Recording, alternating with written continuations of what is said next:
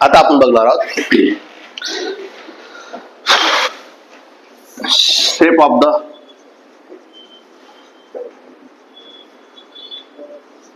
Angle of contact. Shape of the angle of contact. याच्या अगोदर काय बघितलं आपण? Shape of the meniscus. आता काय बघतो आपण? Shape of the angle of contact. बघा हा सर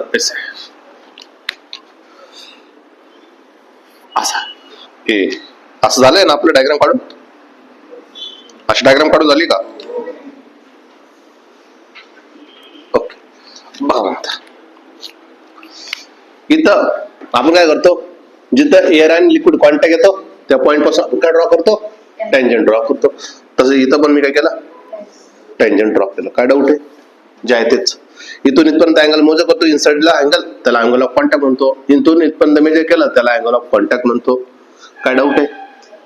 बघा मग आता काय होणार आहे?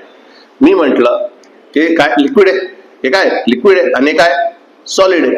सॉलिड आणि लिक्विड मधला जो टेन्शन आहे त्याला मी दाखवलं T1 ने. सॉलिड आणि लिक्विड यांच्या मधला जो अँगल आहे त्याला कसं दाखवलं मी? T1 ने. या साईडला बघितलं काय सॉलिड आहे, वरती काय एअर. सॉलिड आणि एअर यांच्या मधला जो आहे त्याला मी दाखवलं T2 ने. सॉलिड आणि एअर यांच्या मधला जो आहे त्याला मी कशाने दाखवलं? T2 ने. काय डाऊट आहे? जो टँजंट दाखवला तो कोणामध्ये? हा लिक्विड आहे आणि इकडे काय एअर आहे, बरोबर की नाही? हा लिक्विड आणि सॉलिड आणि एअर मधला, हा काय लिक्विड आणि एअर मधला, म्हणजे हा काय झाला तुमचा T3. मग सिमिलरली हा काय झाला तुमचा T3. काय डाऊट आहे? आता बघा मी लिहून घेतो वाटलं सर. T1 माहित झालं आपल्याला, T2 माहित झालं आणि T3 माहित झालं, बरोबर की नाही? T1 काय पटकन सांगा? सॉलिड आणि टेन्शन बिटवीन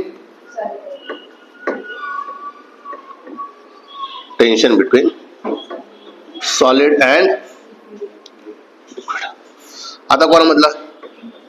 टेन्शन बिटवीन पटकन हा काय सॉलिड आणि इकडे काय solid and next tension between liquid and. काय डाऊट आहे? दुसरा जिथे तिथे तिथं काय लिहितो आपण? तिरका असलं आपलं काय करतो आपण? जिथे तिथे तिथं कॉस थिटा. म्हणजे काय लिहिलं आपण? T3 कॉस थिटा लिहिलं आणि इथं काय लिहिलं? T3 सिमिलरली इथं पण लिहिणार आणि इकडे अँगल बनवलं T3 कॉस थिटा आणि T3 कॉस थिटा झाला आणि रिझल्टंट तर हा झाला ना. रिझल्ट हा झाला, सॉरी इकडे नेणार. हा रिझल्ट इकडे येईल T3 कॉस थिटा. इकडे रिझल्ट आहे ना, मग हा त्याचा एक्स बनेल. T3 हे लॉजिक कळालं का? तिकडे नाही बनणार. हा T3 कॉस थिटा या साईडला बनणार. काय डाऊट आहे? आता मी काय म्हटलं, जर सॉलिड लिक्विड असा शेपचा, जर वरतून जर mg जर कमी जास्त झाला असता तर पचकला असता.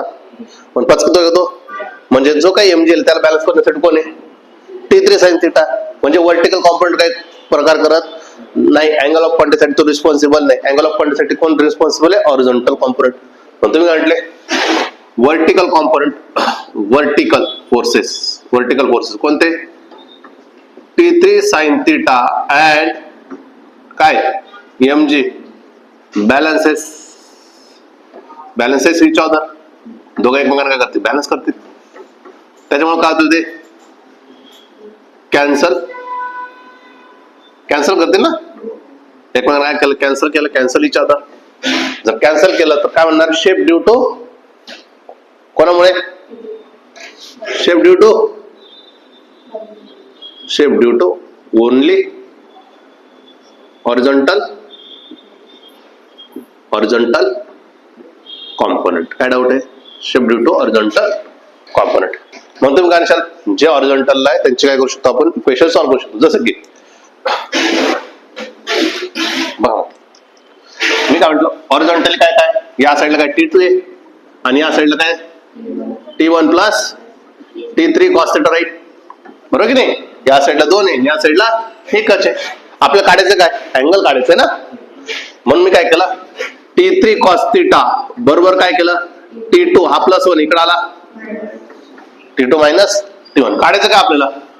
कॉस थिटाच तर काढायचं आहे. कॉस थिटा बरोबर काय T2 मायनस T1 अपॉन काय डाऊट आहे.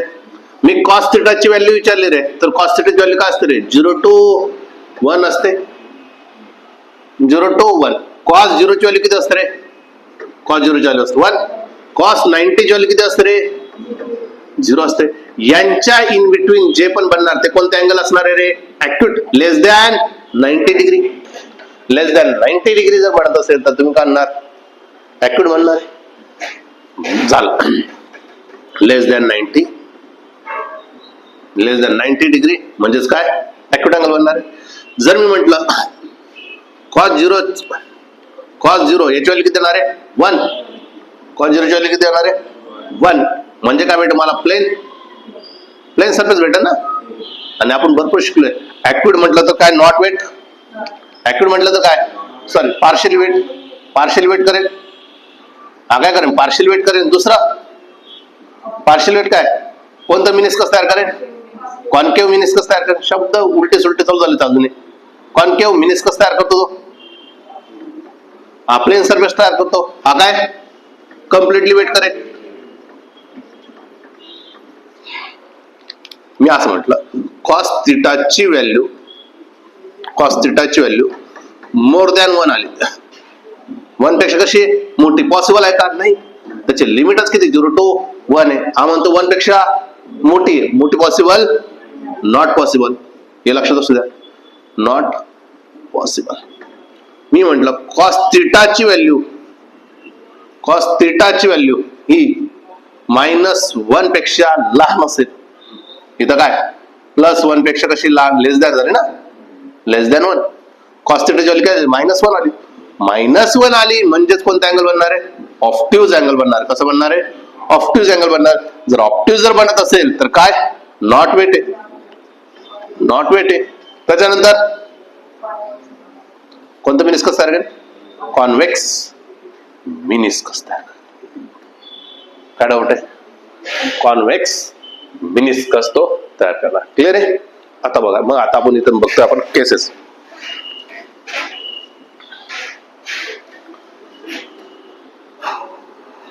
बघा पहिला केस 1. केस 1 मध्ये करतो काय मी असं म्हटलं आपल्या जवळ मिळाले बरं का आपल्या जवळ मिळाले. मी असं म्हटलं T2 is greater than T1. T2 काय म्हटलं मी मोठा. T2 काय माहिती ना T2 मोठा आहे T1 पेक्षा. असं असेल तर तुम्ही काय म्हणू शकतात T2 मायनस T1 कसं भेटणार आहे रे पॉझिटिव्ह. T2 मायनस T1 काय भेटेल पॉझिटिव्ह कारण की T2 कसा आहे मोठा आहे. तर सबट्रॅक्शन कसं भेटेल मोठा. मी आता असं म्हटलं T2 मायनस T1 हा लहान आहे कोणापेक्षा T3 पेक्षा. म्हणजे डिनोमिनेटर काय केला आपण मोठा केला. डिनोमिनेटर काय केला हा T3 आहे ना. डिनोमिनेटर काय केला मोठा केला तर ओव्हरऑल फ्रॅक्शन काय करेल छोटा म्हणजे लेस दॅन 1 बनेल. मग मी काय म्हटलं T2 minus T1 upon T3 कसं भेटेल मला लेस दॅन 1 भेटेल. आणि लेस दॅन 1 जर बनत असेल लेस दॅन 1 बनत असेल तर कोणता अँगल बनला ऍक्यूट बनला. काय बनला ऍक्यूट बनला म्हणजेच काय पार्शियल वेट आहे. म्हणजेच कोणतं मिनिस्कस आहे कॉन्केव्ह मिनिस्कस आहे. काय डाऊट आहे ऍक्यूट आहे कोणतं पार्शियली वेट आहे. आणि काय कॉन्केव्ह केस सेकंड बघा.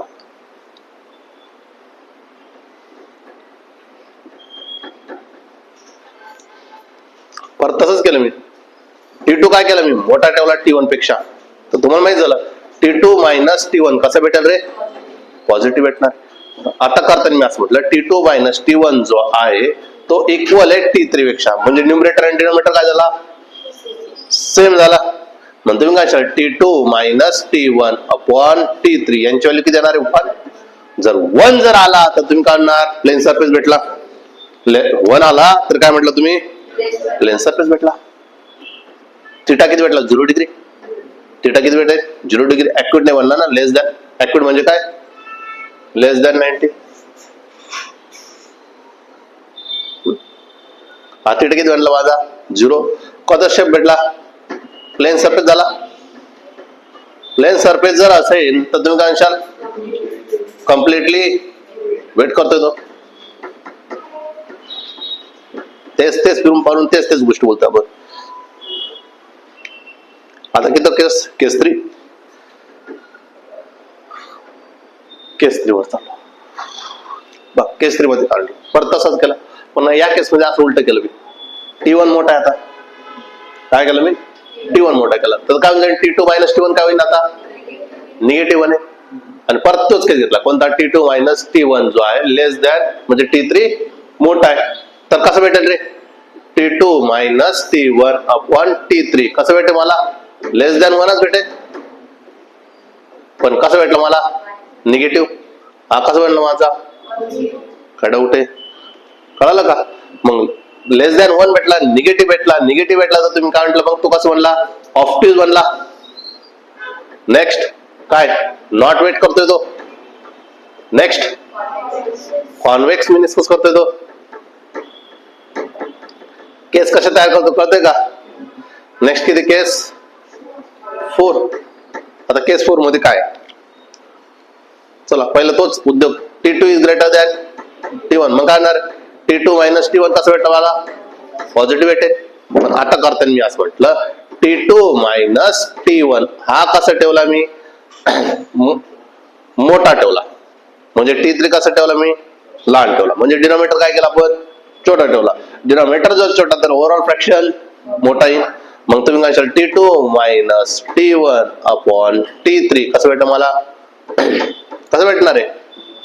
Greater than 1. कसं भेटेल? ग्रेटर दॅन 1 भेटेल. जर ग्रेटर दॅन 1 पॉसिबल आहे का? Not possible.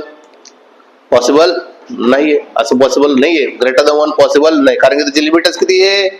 1 आहे. हा ग्रेटर दॅन 1 म्हणतोय. Not possible. नॉट पॉसिबल असेल तर तुम्ही काय म्हणणार? Liquid spread on the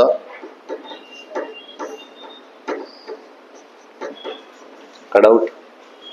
समजलंय? Simple आहे. घ्या.